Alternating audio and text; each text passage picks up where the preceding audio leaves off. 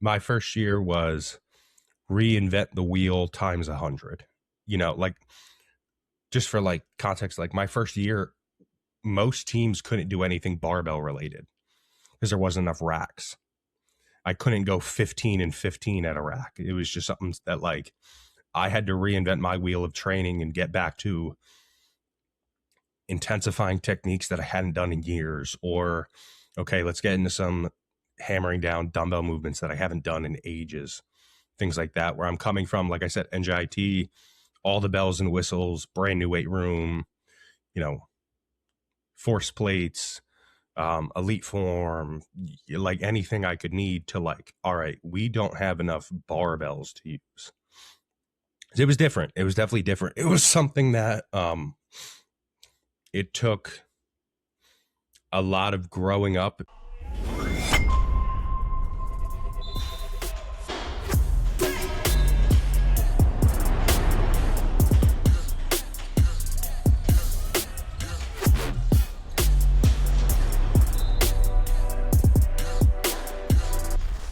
What's going on, Samson Strength Coach Collective listeners? On today's episode, we have Blaine Johnson, who is Assistant Athletic Director for Sports Performance at Rider University. Blaine, thank you so much for coming on, man. Coach, thank you for having me. Really excited to get in here. Really excited to talk. So, of course, thank you for having me on. I'm really excited. Absolutely. Well, I'm stoked about it too. Obviously, just talking to you pre-show a little bit, you've had some really cool experiences. I can't wait to dive into those. And for our listeners, we talked about this just briefly, but I didn't know that you were friends with Dave Downey. Yep, that's my guy. Dave was my first director. He was kind of one of the pivotal figures that got me in the field and kind of gave me that confidence to really stick with it. So that's been my guy since day one. That's awesome. I'm stoked to hear it. We had a great episode, obviously threw in some Pokemon talk there as well too. You're a big Pokemon guy? Very much so. Still am. All right. Well, we'll save the fun question for the end then. So easy. In the meantime, can you just give us a breakdown of your career? What's led you to Rider University? Yeah, of course. So, I feel like everybody has the same introduction with how we got into the field. Mine was a little bit different. I kind of thought I was going to stick with college athletics. Ended up not working out for me. I moved back home and really fell in love with training. Always planned to be in some form of the health field, medical field, something like that. I got into college, got all the way through my degree, and at the very end of my degree, kind of found strength and conditioning. My funny story is that I always used to watch like the off-season training videos for like college footballs. Like I remember vividly watching like Paul Jackson videos at Ole Miss and stuff like that. I mean, like, wow, that's cool, but that has to be like old players running this, or that has to be NFL guys doing that. So I didn't even know that was like a real job. I thought it was just something that like, you have to be this level to get there. So I kind of found my way, and my senior internship was like, oh, like, let me check around the local schools, and ended up getting in at Rutgers. And that kind of blossomed this love. Went from Rutgers to FDU as a grad assistant, that's where I met Dave Downey. Again, that was my guy. He gave me some confidence at a very early age that I didn't think I had, and moved to NJIT. I was an assistant strength coach there while I was finishing at FDU. So again, kind of gave me that confidence early on that like, if they believe in me before I've technically finished, then like I'm doing something right. Moved on from NJIT to Drew University, where I was the director of strength and conditioning there for 2 years. And then most recently moved to Rider University, where I've been the assistant AD for right now. I believe we're on month 7 or 8. We're still pretty new in this, so we're chugging along. That's awesome. And I love that experience. And one of my favorite things that you mentioned there is kind of the exciting piece of finding videos of strength and conditioning online. One of my first introductions was watching Scott Cochran do a tour of the Alabama football. And I'm sure, as you can see, you're nodding your head, you're familiar with it, right? One of the things that we always talk about is kind of the negatives of social media and how it can be, detrimental. But one of the cool things that's come out with social media is ultimately exposure to a really cool career. Because like you said, you see the videos when you were our age. I'm sure we're the similar age. And ultimately it's like, okay, great. Well, this must be a former player. Cause I kind of thought the same thing. I was like, wow, this must be a very exclusive club, very hard to get into. But now social media has kind of turned into a thing where people can kind of dispel the message and make it a lot clearer and give a lot of exposure to the field. So I think that's pretty cool. Yeah, for sure. And it was one of those things where I was like, okay, what are they doing to get ready? Because again, everyone back then, it was D1 aspirations, everyone's trying to get to that next level. And how do I do it? What are they doing? And again, at that time, we're watching Old Miss. I'm watching like AJ Brown do like speed. Like, no. Like, that's never going to happen. But the idea of like, this is not something that I could ever get to. Like, that never crossed my mind that I could ever work at a Power 4 school, or you could be a, assistant AD at a Division I school if you haven't been a D1 athlete, if you haven't been at the pro level, if you haven't been at the high collegiate level. So definitely something that like took some digging and diving once we got deep into the field. Yeah, but then look at you now. Assistant AD is always a great come up. One other thing that I want to mention too in the beginning of this is what I think is really cool is I remember Dave and I had a long conversation about how his first experience wasn't so great. And instead of actually instilling confidence in him, he had a lot of confidence taken from him and questioning if he should be a strength coach or being, I think he was directly told like, this is not going to work out for you. So one thing that I think is really awesome about that is he's now spun it on his side. And like you said, it literally instilled confidence in you and helped you down the rest of your career because that was somebody who said, hey, you can do this. You can be a great coach. And he's really helped you out. So I think that is very awesome to see the transition. It's cool to me to see how negative experiences can kind of be shaped to positive experience for others and then give you confidence to continue on to your career. I think that's awesome. Yeah, for sure. Like I came out of my internship, and my internship was great. The Rutgers staff was great. My internship director there, Becky Bonaventura, she was great. She's now, I believe, the associate AD there. I forget the exact title, but they were great. I've learned so much from them. They were all wonderful to me. But my experience there was I learned how much I didn't know. So, I went in pretty fresh, pretty new. I was probably the least qualified in terms of coaching background. I knew a lot. I was a science guy, but like I had no idea how to lead a room. I had no idea how to be in front of, 40 athletes. So like I came out and was confident, but I was like, oh, there's a lot on the table here. And so when I got to FDU, it was like, okay, I need to be like, for lack of a better term, like thrown to the wolves. Like I need to just do it. And that's kind of where, knowing Dave's story, when he talks about Moravian, when he gets the Moravian, say, okay, I know this guy needs help. I know he's going to just be like, all right, you got this today. That's kind of what it was. I showed up to FDU within a month. It's like, all right, everyone's back for class. Everyone's back for lifts. Like, what are you doing? So that's what I needed. And then, the confidence to just be like, you got it. Like, you're fine. So that's exactly what I needed. That's awesome. And I love it too. The, just kind of the gentle parenting part of the internship and GA experiences, where it's like, hey man, you're fine. You got it, cause I remember at the time when I first started coaching, I felt like the world was falling apart if I said one wrong thing, or if I made one little mistake when everybody knows it's obviously not a huge deal. So I'm very glad that Dave could do that for you. In your experiences, you mentioned working at different colleges who may not have had a fully developed strength and conditioning program or starting a new one. Correct me if I'm wrong, but you created the S&C department at Drew University, right? That is correct. Yeah, I was the first hire of its kind in school history. It is nuts. I mean, you talk about needing confidence to go in there. Ultimately, can you just break down that experience for me, what it was like being the first strength coach, especially early on in your career? Like, what were the things that you focused on bringing to the school? I mean, I've got a lot of questions, to be honest, so I'll just shut up and let you roll. Of course, yeah. So like, I always say, and I've made it a point to tell my interns and stuff this in the past, that my career path makes no sense. None at all. I've been able somehow to stay in New Jersey my entire career. I've never been more than 70 miles away from home. So like my S&C path compared to other people's makes zero sense. But at Drew, I had just I had finished my GA ship that May and had been an assistant strength coach for 7 months at that point. So I was doing both at the same time. And then, like I said, got hired and they're like, all right, this is your baby. Here's what you can shape. Tell us what we need to do. Because again, Drew is a small Division III school in the Landmark Conference. If you guys don't know the Landmark Conference, it's a very Eastern PA based Division III Catholic University, Susquehanna, Moravian, a lot of schools that have been around a long time. So they were like, we see the shift in college athletics. We know this is now vital to success of programs. We don't know what to do.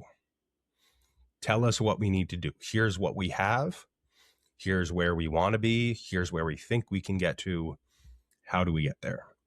And so my first walkthrough of campus, they had 3 weight rooms. One was like a, machine and cardio room. The second was a like public weight room to students, faculty, staff, yada, yada. And the third was what they called the athletes only weight room, which was in a small corner of racquetball courts in the far side. And it was like a single strip, straight front to back, maybe 60 feet long. Like it was, my first year was reinvent the wheel times 100, like just for like context, like my first year, most teams couldn't do anything barbell related because there wasn't enough racks. I couldn't go 15 and 15 at a rack. It was just something that like I had to reinvent my wheel of training and get back to intensifying techniques that I hadn't done in years, or, okay, let's get into some hammering down dumbbell movements that I haven't done in ages, things like that, where I'm coming from, like I said, NJIT, all the bells and whistles, brand new weight room,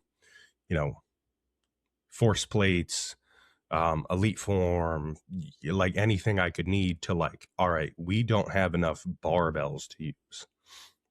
It was different. It was definitely different. It was something that it took a lot of growing up just in terms of like, all right, I now have to do all the administrative stuff. I have to do all of the contact with all the coaches. I have to set the laws of the land for the weight room, my department, my time, how much time do I spend here? Do I give them everything that they want, or do I keep myself, somewhat reined in so that I'm not a dead body come May? So it was definitely a challenge the first year. I would say definitely a challenge the first year. As we got into the second year, I think we got into the flow of things. We were able to kind of build out the space a little bit. Wasn't exactly what I wanted. We did a lot of demolition with this stuff ourselves. So knocking down walls, tearing up floors, spacing things out. I built equipment myself. I moved all the equipment in myself. Like it was a challenge, but those 2 years were very, very rewarding. Dude, this story's giving me juice right now. I'm telling you, because it's just so exciting. One, to like hear that you're a type of person who likes kind of getting thrown in the fire. Like you mentioned when you're first doing your GA at FDU. And then now you truly, you're getting thrown in the fire 1,000%, because I think I'm 9 years in. I can't even really know exactly in strength and conditioning, but I just started having to do administrative stuff, and it sucks, and so I can't imagine not only having to do administrative stuff, but also starting a brand new department and doing my own demolition and figuring these things out. But what's so exciting about it to me, and what's giving me energy right now, is because ultimately, if you can make it through those times, they're so transformative. It can change who you are as a coach. And then, like you said, you had all the bells and whistles. Now you've got to kind of figure out, okay, how do I coach these dumbbell movements? How do I get these athletes to buy into what I'm doing? So it's exciting, because then now you're at Ryder and you're able to have a little bit more resources and figure things out a little bit further. And I think it really makes a big difference for your full career. What were the biggest challenges that you faced while starting the strength and conditioning department, besides obviously having to go full Tim the Tool Man on your own projects? But what were the biggest things that you faced? Yeah, I would say early on, shaping what people's idea of what a strength coach was. And that sounds silly, but a lot of them were so excited. Like I will give Drew University the most credit in the world. They treated me so well. They were so appreciative. I felt like I knew my worth there. Like they were great. But sometimes people were a little overzealous of what they wanted me to do or thought I was capable of with resources, with time. At Drew University, I had 25 varsity sports. So, like, I necessarily can't be there to do every conditioning session you have. Like, and at Drew, we were on a very spaced out athletic and academic schedule. They didn't get priority registration and things like that. Again, small D3 liberal arts school. Like, so 6 a.m. to 9 a.m. for morning lifts, and then like 3 p.m. to 6 p.m. for PM lifts, maybe a little bit earlier depending on the day for classes. But that's when athletic stuff would go on as well. So like, hey, pretty good rule of thumb. If you're able to have practice, I have lifts going on. It's just kind of how the schedule is working. So it's like, hey, I could run your conditioning at 1 p.m., but you're going to have 15% of your roster there. So just one of those things of like, hey, we need to, remember I have 20 other teams today to worry about. I would say a big one would be, when you walk in, even at other schools that I've walked in at, like Ryder, like NJIT, when you take over, you're changing them from what they know to what you want. At Drew, I took basically all of them from 0 to what I want. So I went from either, at Ryder, at least I walked in and I could say, okay, for the most part, the sophomores through the seniors at least have some level of training knowledge. At Drew, it was like, okay, everyone has a base level of like 0. So it was kind of resetting their mind on like what all the movements are, what they should look like, how it should feel, the whole nine there. So it was definitely a challenge of like, I have 500 athletes that I need to rewire. Yeah, I think that's a huge challenge. I mean, I can't imagine having to go through that and having to, essentially get everybody to buy in. And then on top of that, get everybody to completely change what their philosophy is on training or what they've been doing previously. But, I don't think it sounds silly at all to say that it's tough to have people so invested that they're trying to get you to too many things. Because I can only imagine all the Instagram reels that, these coaches see and all these different things that are shared or what they hear from other coaches about what strength coaches can provide can really make a huge difference in what they see. So ultimately, when you're there, you're trying to rewire these athletes' performance pieces. You're trying to help them get better. Did you have trouble with anybody buying in because they didn't have a strength coach previously? Were you trying to get anybody to believe in the strength and conditioning aspect? It was usually, I would say, a 33, 33, 33 split for me. It was either so bought in that like I had to reel them back in sometimes. Like, okay, good, we don't need to be here 6 days a week. I don't need to write you 3 extra days of lift on top of what we're doing. Like we're good. I like this, but it's tough because it's now added onto my day that I've never had before. I like showing up, but like there's some days I'm just not here. There's some days that I'm fighting through it. And then the other 33% loathe my existence. They might like me as a person, but the idea that they have to get up at 7 a.m. to come to an 8 o'clock lift would be the bane of their existence. But I would say, for the most part, kids were great. They were bought in. And again, that might have taken a year. That might have taken the trust of, hey, like lifting in season, I'm not going to kill you. Lifting a little bit heavier during the course of the year, I'm not trying to put you in the dirt. Like, just trust me. Year 2, 10 times better with that. Okay, hey coach, I we felt good going in a conference play last year. I trust what you're going to give us. Things like that. So definitely, again, trust over time. The stronger those bonds were with those kids, the better it got.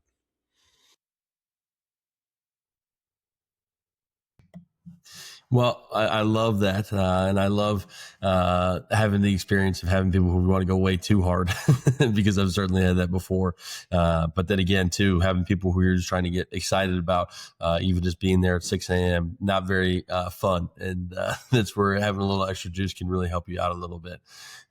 So you have all these experiences at Drew, and then ultimately you have to bring them over to Ryder. How's your experience been at Ryder running the department now with a little bit different of a resource setup and a little bit different of a competition level?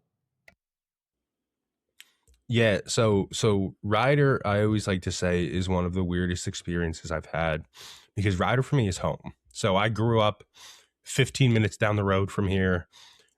In high school, a lot of our state like baseball championships were held here. I've had friends go here as students and as athletes. So Ryder for me is almost a little bit surreal because it's the closest I could ever get to home in my career moving forward. Um, in terms of the steps, it's been great. Me and the previous coach here, Jordan Downs, who took over at my alma mater, Rowan University in South Jersey, we've talked a bunch. He was the first coach they hired here last year. So, getting his ideas from last year, what he was doing with them last year, kind of the ideas he had and what direction he was going in versus the one that I'm going in. I would say the biggest thing, at least so far, that's been, a big difference between here and Drew, or it's just one, kids are definitely a little bit more already in tune with what S&C is, how it should go, what the steps are needed, what I need from them. And there is a little bit better of an understanding that like it's a lot on me. So these kids have been a little bit better with understanding that like Blaine's busy. Like I'm not going to get in his head too much today or get in his hair too much. I know he's got stuff going on. So they've been great with that. I think being this close to campus has also helped me a ton because I am able to be a little bit more flexible of I can be there, almost every game day. I can pop in and be there on the weekends because I'm big on, showing up. I'm big on showing your face. So, being able to pop in, even if I see 20 minutes of a game, like the kids appreciate that a ton. Administration's been great, that side of things, they very much understand that this is the new world of college athletics. You need to be in a strength and conditioning program to, one, just stay afloat, two, to even then go into excelling and exceeding at sports and having, fighting chances against some of these powerhouses that, we're going up against now in the NIL world and things like that. We're kind of in a limbo space now. We have plans to expand our varsity weight room. We moved into a temporary space because the space we were in, they expanded. So working out of a temp space now can be a little bit challenging, but again, compared to what I was doing at Drew, it's a cakewalk. I have all the space in the world. I have anything I need. It's just kind of not the flashiest thing right now. We're just kind of working on getting that finished up, but it's definitely, moving forward and progressing in a great way. Yeah, and again, that's why experiences like the one you had at Drew are so valuable, right? Is because even if you don't have, like you said, the full bells and whistles and the elite performance equipment or whatever it may be of a Power Four, some of the top schools in the country, you ultimately had to deal with even less resources previously. So now you can kind of find a way to navigate it and make it really work. One of the things I'm very curious about is you have a lot of teams, you've had a lot of teams your whole career. How do you manage that, at home? How do you manage your own time? How do you make time for yourself? Because I think that's a tough thing to do, especially like you say, you're trying to show up for game days, you're trying to be there. But obviously you got to take care of Blaine too. What are the things that you do to ensure that? So again, administration's been great to me. They very much understand that like, I'll just go for an example. My Wednesdays, I have lifts at 6 a.m., 7 a.m., 8 a.m., 9 a.m. So my lifts are done by 6. Or done by 6. My lifts are done by 10. My next lift isn't until 4:30 p.m. So then I'll have 4:30, 5:30, 6:30. They're cool with like, hey, go home. If you don't have anything. And again, this is a little bit different because we're working out of a temp space that's managed by our student rec center. So it's not like when I leave, kids can't like go in and get their own lift in or something like that. It's monitored by them. So it's not like just leaving an open gym, have at it. So they've been great at like, go, like do your chores, like, go get your like weekly shopping done, get your like meal preps done, stuff like that. So they've been great with that. Some days are a little bit different. Some days I'll be on campus, those 13, 14, 15, 16, those long days. And then there's other days where it's like, okay, realistically, I'm on campus for my 8 lifts of the day, and the other hours of the day, I'm kind of doing my own stuff at home. I'm programming from the couch, whatever it may be. Big thing has been when I'm off campus and it's not like a day of the week, I'm off campus. I'll touch that email later. If it's not something that's going to be of dire need moving forward, I'm just going to kind of leave it. If it's a kid asking for something silly, like, hey, I'll touch that Monday. Personal side, big golfer. So, once a week, usually I'll try to get in at least a sim or something like that in my free time, even like a middle of the day, hit some balls at a driving range out by there. And I'm cool, calm, and collected the rest of the day. But I would say the biggest thing to kind of keep me eased is just being organized. I think being overly organized with this many teams and stuff kind of keeps that anxiety and that kind of lingering overhead feeling of how much I have going on kind of at ease. At least I know if I know I'm prepared for these 4 back-to-back-to-back lifts, at least I know I'm good. So I can just get through it, power through it, big thing. And, it's sometimes tough to balance is that emotional balance of like, I just had 6 hours. I probably had 200 athletes roll through the weight room. Mentally, I'm dumped. Emotionally, I'm dumped. Let me just get like some reset time of like, I'm going to sit in silence for a little bit. Let me like listen to a podcast, or let me just throw on something and just kind of like recharge that battery. And then I'm good. Yeah, I love those techniques, and I think it's really valuable to have specific things that you can reach to. I love one of the key things that you bring up there is preparation to me. Ultimately, it sounds so simple, right? But what I found out was the more prepared I was, or the more organized I was, the easier it was, like you said, just to kind of power through things. Or you already spent all this time programming, you've got all the lifts ready, you don't have to worry about printing out cards or getting it uploaded to TeamBuilder, whatever it may be. You've already got it prepared, so you can really just take the next steps and just go through the lifts and have a fun time with them and focus on the athletes while they're in there, and then spend the time recharging afterwards. I've never spent more time preparing and felt upset about it. Right. So I think that can make a huge difference. What's your handicap for golf? So currently I'm sitting at about, I think I'm at 14.8. Not bad, but I'm not good at all. But it's been, especially at Drew when the summers were much bigger and it was like, okay, the moment these kids step off campus, there's nothing to do. That kind of really skyrocketed the game a little bit, which is always good. That's great to hear. I'm not a huge golfer. And in fact, one of our boosters for the basketball team invited me over to go hit balls on his simulator. And I mean, it was embarrassing. I was so glad we weren't in a public space. And at the end, he was like, hey man, maybe it's not for you.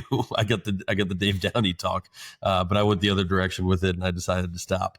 So I'm glad to hear you've had some success with it. We've talked about, in the same line of successes, we talked about some of the challenges at Drew and starting up at Ryder. What are some of your success stories? What are some things that have really kept you going and made you excited about strength and conditioning and want to continue to develop these programs?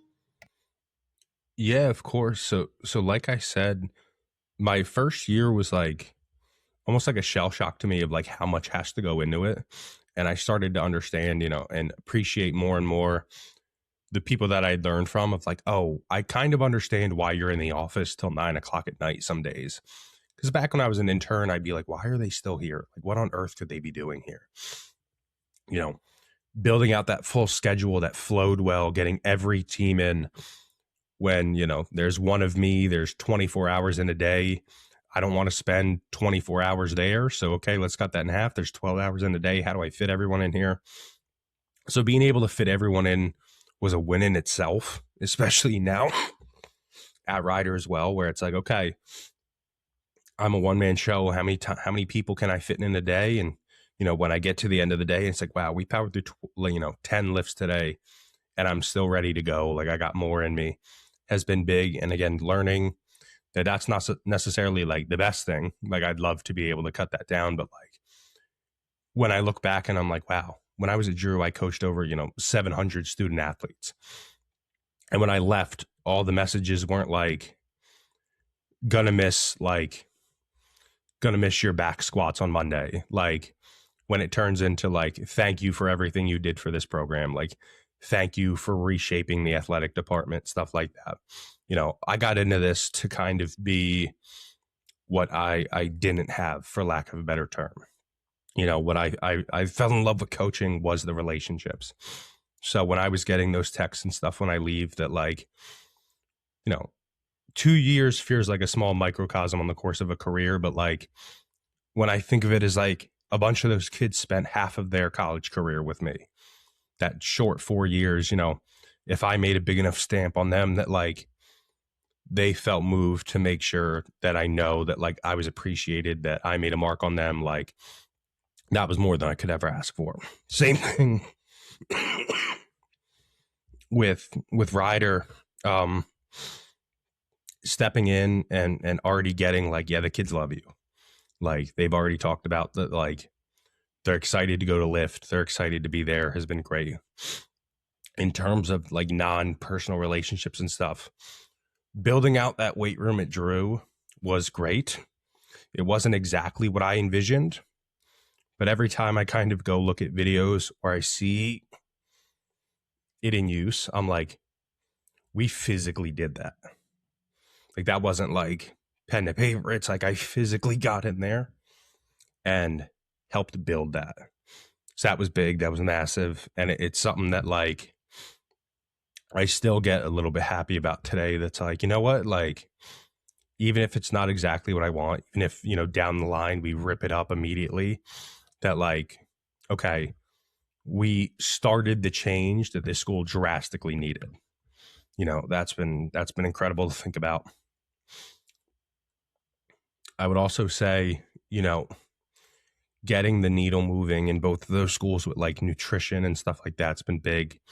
Our goal and my goal with everywhere is like Dave to start a nutrition station at each school to get a better relationship with the dietitians, the nutritionists on campus. Trying to move needles the best we can that better help student athletes with, only being one of me, or, like Dave talks about, one or two dietitians on campus where we can't have one for every sport, things like that. So getting the ball rolling with other departments and connecting and creating a bigger sports performance spectrum has been big for me.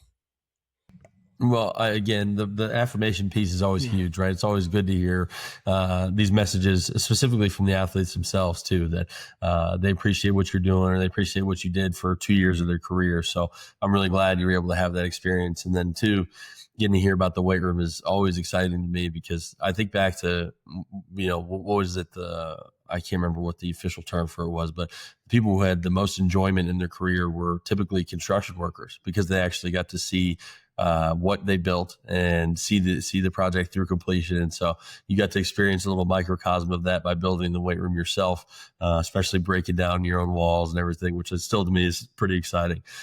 So it's awesome to see those and see that continued success. But like you said, it's all about setting people off on the right path, right? You're setting the university off on the right path. You're taking it in the direction that it needs to go. And it doesn't have to be perfect when you first start out. And I think that's a really good lesson within there. It doesn't have to be this amazing elite.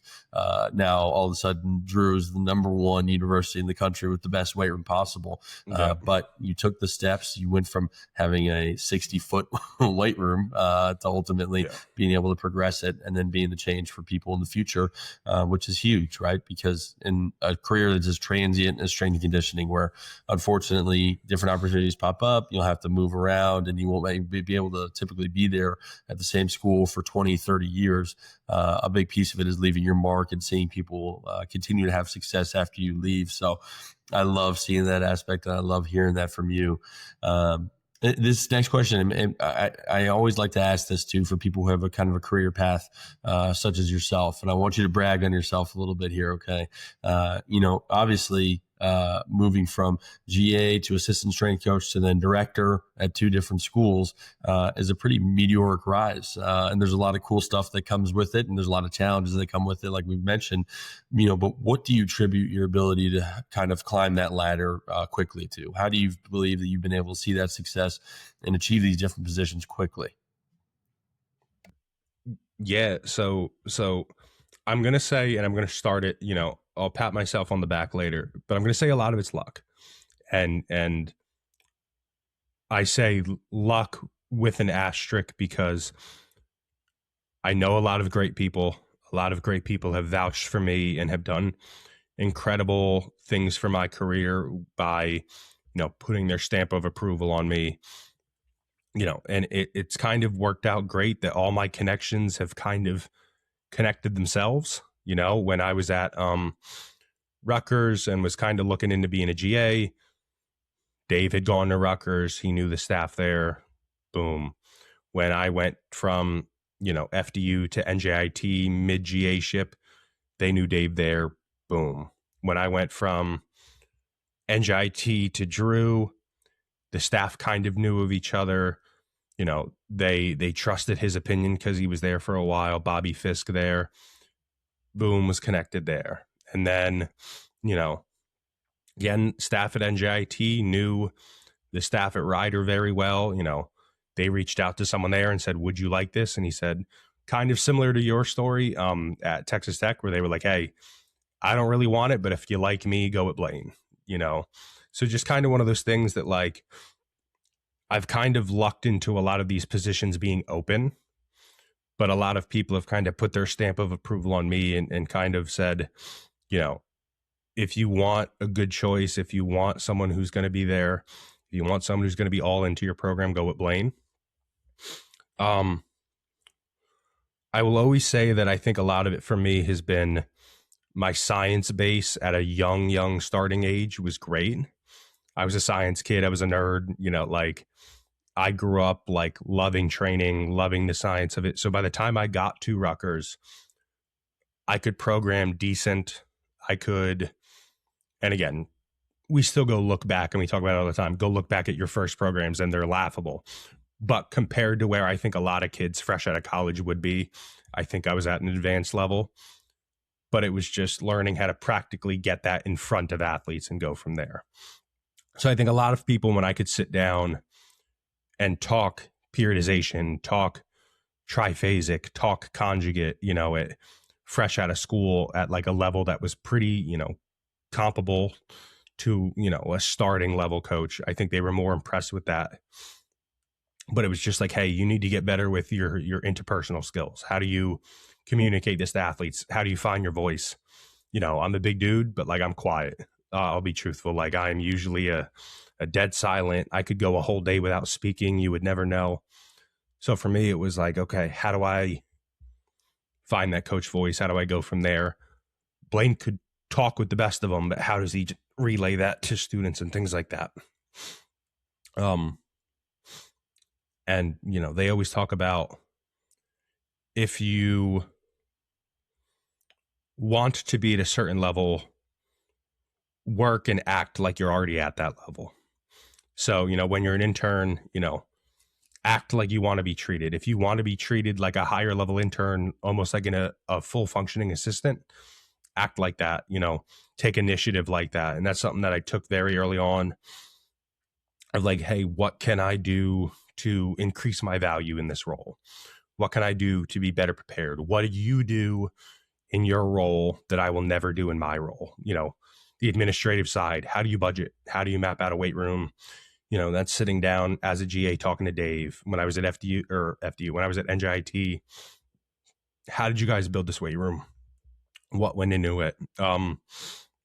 What do you have to do on a daily basis that I wouldn't think about that I would need at the next level. And again, that directly went into Drew. Like, it takes a village. So like when I got to Drew and I'm like, yo, I'm lost. What like would you do here?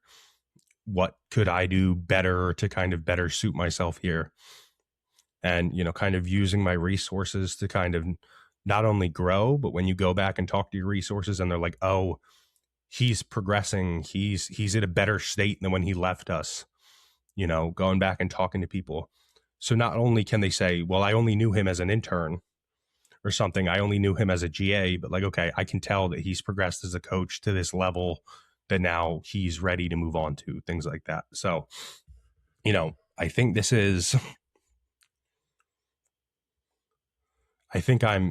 will be at the end of this year, the end of year 6.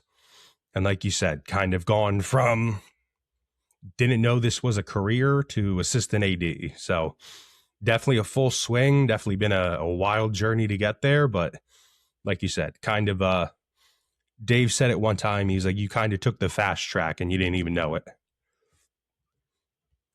Well, I mean, again, I appreciate your humility in saying that a lot of it is luck. But to me, again, I can't remember what the quote is. I always botch it. So I'm bad with quotes, man. That's like kind of my personal thing. I like get half the quote right. But essentially, was it luck is when preparation meets opportunity, right?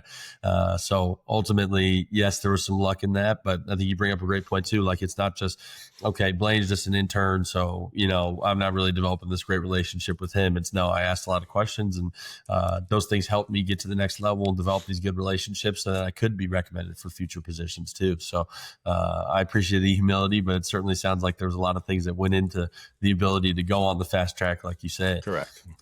This next question is going to be pretty similar, I would say, but ultimately, what advice would you give for younger coaches who are looking to get into the field, who are looking to kind of progress throughout the field as you have? It may be similar things to what you just mentioned, but are there anything else that you can think of that you'd really like to mention to younger strength coaches? Yeah, of course. I'll kind of go through some of the stuff that I kind of tell my interns that are big to me, and then just things that maybe I would have told my younger self. Kind of things I always preach to my interns and things like that are if you're new to the field, meaning like you didn't grow up and strength coach was at the top of your list your entire life, do your digging and diving of what this field takes, more than just like a degree standpoint, more than just a certification standpoint. Like, what are the ins and outs? What does the life of a head D3 coach look like compared to the life of an assistant at a Power 4 look like? What are those differences? What's the time commitment? How does that connect with your values? Are you a family person? I'm a little bit, and we've kind of talked, I'm a little bit younger, I don't have kids yet, things like that. But like when kids come around, like this field is kind of tougher. It's not something that like, if I was at Drew and had kids, that'd be a tough balance. Things like that. What are your values that like are going to be big staples for you in your career? Because this career, I wish, for lack of a better term, people didn't get chewed up and spit out by it, but it is tough. It takes a different kind of person to be in this field and stick with it, and the time commitment, the emotional stress, the balance, and the ability to not have balance. There's sometimes where, people not in this field, you kind of have to be like, yeah, can't do it. Or, sorry, I got XYZ. And for you who travels, like, sorry, we're at Kent State, we're at Virginia this week, or whatever it may be. I would say another big thing is just be a sponge. Like I said, the biggest thing that I realized when I was in my internship was I realized what I didn't know. And, we just talked about it. Forget what the quote is, but he who thinks he knows all knows nothing. He who knows he knows nothing knows all, whatever, like something like that. But like when I, truly sat back and thought about, oh my goodness, the gap between what these people know and what I know and my practical application of that, like learn from everywhere. And again, we're kind of at a different age. Like I grew up in the social media era that sometimes now I have to realize and sort through what's like the fluff of social media, what's the good stuff, who's a good follow, who's someone that's given me just some eyewash, new exercise of the week that's there for clicks, things like that, versus, coaches back in the day, you're looking at a library or you essentially had to find a mentor. You know, it's very rare now that we can go look up anything on Yuri, anything that, Charlie Francis did, anything that any of these, pillars of our field did, you can find at the click of a button and soak up everything. And now it's kind of determining what's your style, what blend do you take from everybody. Versus back in the day, I think we kind of got carbon copies of each coach that just kind of transcended down. Another big one would be, and again, I think this is me kind of looking for the change in that field of like, be your biggest advocate. Sometimes saying no isn't necessarily a bad thing. Now, within reason, there's certain things that you can't be like, coach, I know I'm supposed to travel, but just not this weekend. Like certain things, but like be your advocate, realize that like, if we want to be in this field for a long time, that like, we can't spend 10 years in a row getting burnt out so that by the time we're in our mid 30s and our 40s, that like, we're ready to go into sales, like be your big advocate, figure out what works for you in terms of, resetting your battery, finding that family time, what's going to get you through a school year, efficiently. We'd have to grind sometimes, but what's going to be that balance that kind of gets you through a year that gives the student athletes your best and gives you what you need out of life and things like that. Yeah, the saying no piece I think is so interesting because, especially in your situation too, right? You say no to help kind of balance out. Okay, I need this, like you said, for the betterment of the athletes, so I can get through the year and be the best coach I can possibly be. I literally can't physically be there, whatever it may be. There's different reasons, but at the end of the day, it's tough to start saying no because a lot of what got you to the level you want to be at is by saying yes all the time and doing a lot of different things and being the person who can be there and being the all reliable, whatever it may be. So I think it's tough to start saying no, but ultimately, if you can learn that lesson early on and you can know, okay, again, it's not just I'm saying no because I want to go watch Five Nights at Freddy's 2 this weekend, so I'm not going to be able to travel, whatever it may be. But it's no for a good reason and no because ultimately it's going to help you be a better coach in the long run for your athletes. It can be really transformative for your career. So I really appreciate you giving that to your interns because it's a tough line to walk, but once you learn to walk it makes a big difference in your life. For sure. And it's a fine balance. It's realizing that like, the work I get done in the middle of my day is going to be better than the work I do at the end of my day gassed out. And, it's realizing that like the more you can give in that short span to your athletes, the better. And if you can figure out what's going to help get you to get back to that level, for me, I always say like the toughest part of my day is that gap where I got to go back. Cause it's like, I had the taste of that, like little bit of freedom, things like that. So it's like, okay, what can I do to kind of plug that juice back in and get me amped up to get ready to go for that PM group? Or, what's that thing I need to get through? I've had the 6, 7, 8 a.m. lifts. What's going to get me through this 9 a.m. lift and give them the best version of Blaine that I can give them?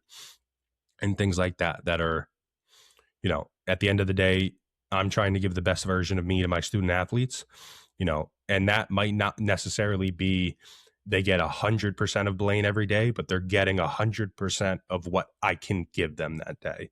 It's the same thing I expect out of them.